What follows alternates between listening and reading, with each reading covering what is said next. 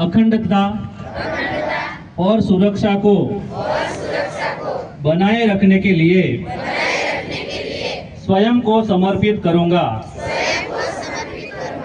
और अपने देशवासियों के बीच यह संदेश फैलाने का भी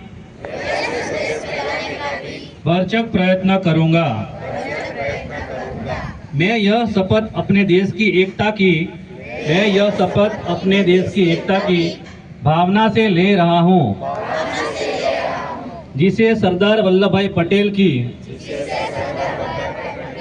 दूरदर्शिता एवं कार्यों द्वारा संभव बनाया जा सका।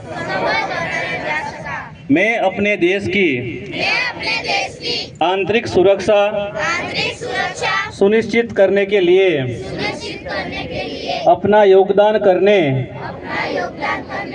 का भी सत्यनिष्ठा से संकल्प करता हूँ।